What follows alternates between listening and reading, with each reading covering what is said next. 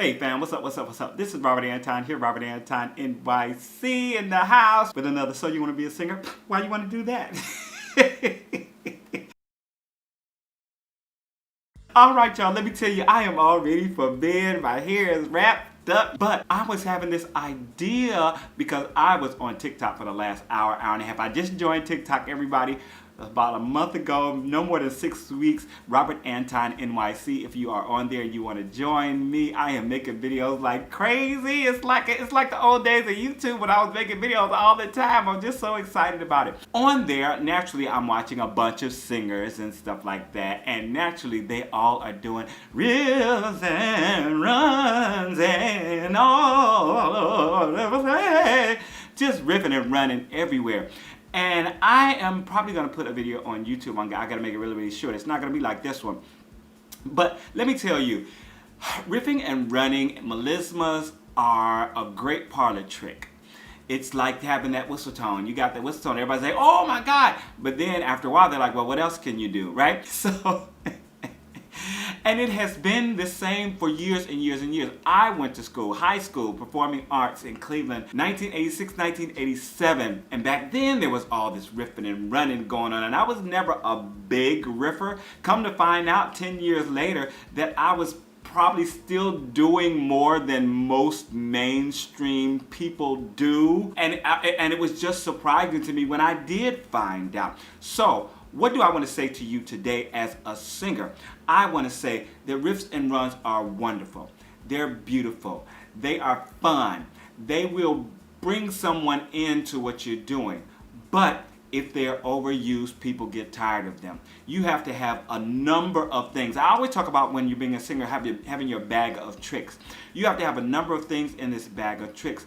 And that's just a very, very small one. If all you can do is all the riffs and runs and beautiful things like that, think of the best riffers that you know in the business, like Lettucey. That's the first person that I think of. Is their career as big as someone like Mariah Carey or Whitney Houston, or I'm trying to think of some men, Usher? I mean, he's not the hugest riffer. I think of someone like Avery Wilson, who can riff and run and all the way through and do all this different stuff, but his career has really not taken off. So what I want to say to you is hold it, keep it, make sure that you sprinkling that spice. You know, riffing and running is like a little spice that you want to sprinkle here and there, because if you overdo it, then it becomes too much and people just turn away.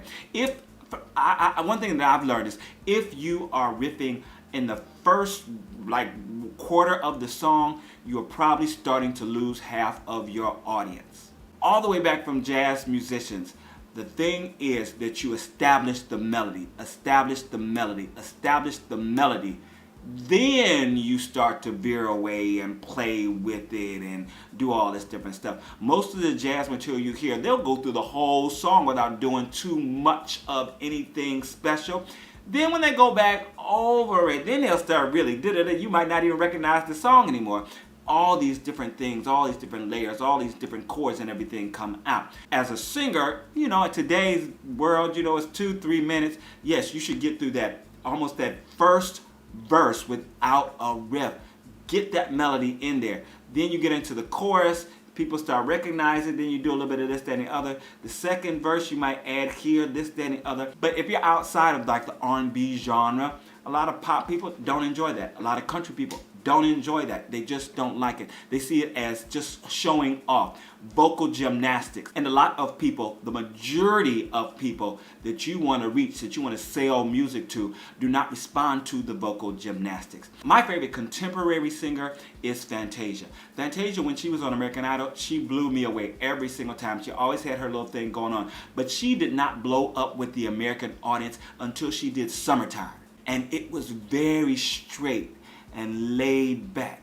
In the ending, she got emotional and she did her, you know, all her little things on the very, very end.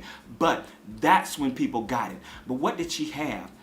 Besides that, she had a great approach to the music. Everything came from the soul. The point of view was always there. She had her own style. I mean, there were all these other things that are also going on, but people really didn't get like, oh, this is amazing, until they got through all of the riffs and runs and all that different stuff, and then they fell in love with what she was doing.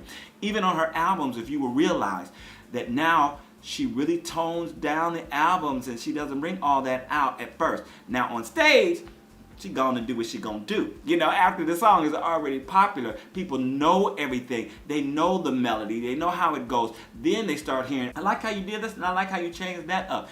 And that is what you want to do. You want to first connect to the lyric and be telling the story.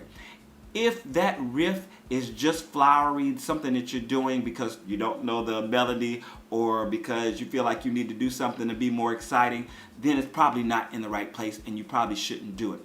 90% of the riffs that you're trying to do, 90% of the riff that I was doing when I was in my teens and 20s are not needed, are not necessary, and are generally not appreciated. So, do you do riffs and runs? Yes, you do. But again, they are like a spice. You want to get just the right amount. You don't want to have too much.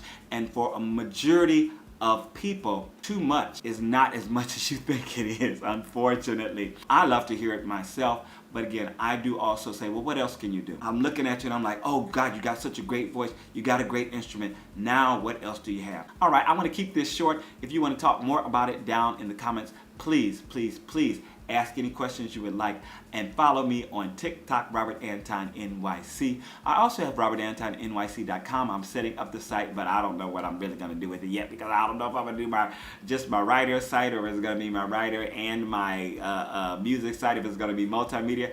I don't know what's going on, and it's very, very difficult to get it together. Let me know also about that, what you think down in the comments. All right, this is Robert Anton NYC. I am out. See you next time.